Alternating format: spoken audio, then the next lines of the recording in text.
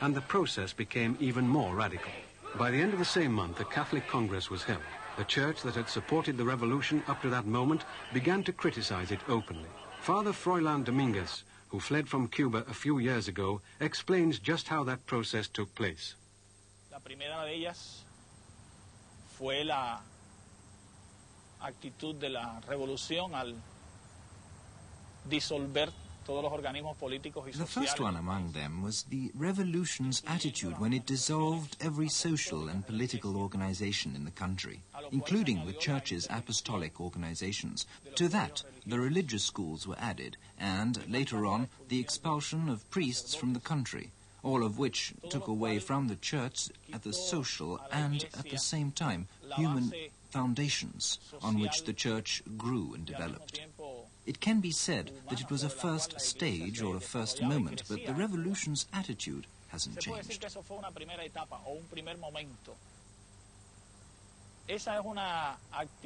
All those stages took place, more or less, at that time, but they are taking place right at this time as well.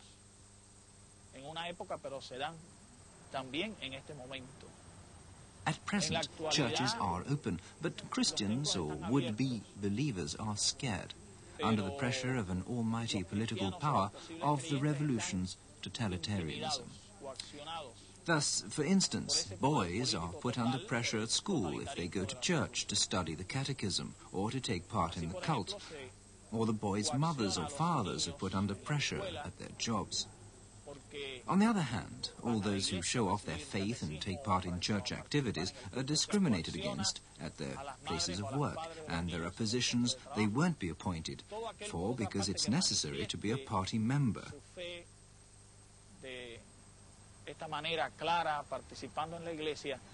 And there are jobs they won't be given, since in order to get those jobs, they have to belong to the party or belong to the revolution's mass organizations.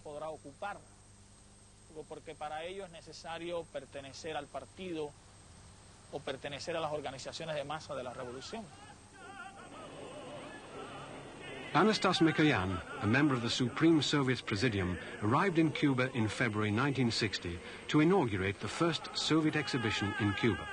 Castro met him at the airport. Besides inaugurating the exhibition, Mikoyan signed the first economic agreement. The Soviet Union would buy 425,000 tons of sugar from Cuba in 1960 and 1 million tons during the following 4 years. Furthermore, the agreement granted a $380 million credit, and most important of all, the Soviet Union would supply Cuba with oil. Nevertheless, not everything was positive.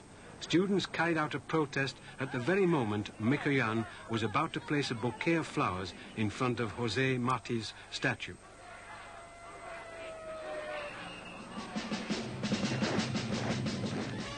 Also in February, the militia began to be organized. On March the 3rd, the Belgian ship La Coupe exploded at Havana Harbor while an arms shipment was being unloaded. Castro accused the United States of being responsible for the sabotage. From then on, verbal attacks against the United States were more frequent in Cuba.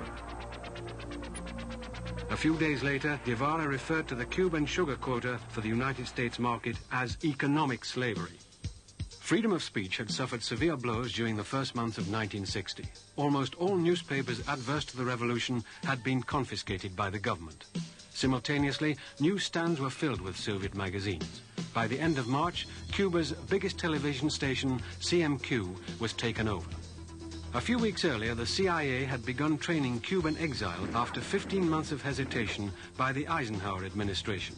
The first Soviet ship carrying oil had arrived in Havana Harbor. Finally, after all these events, on the 25th of April, the first Soviet ambassador, Sergei Kudryavtsev, had arrived in Cuba. He was a well-known KGB agent who, at the end of the 40s, had been the head of a spy network in Canada.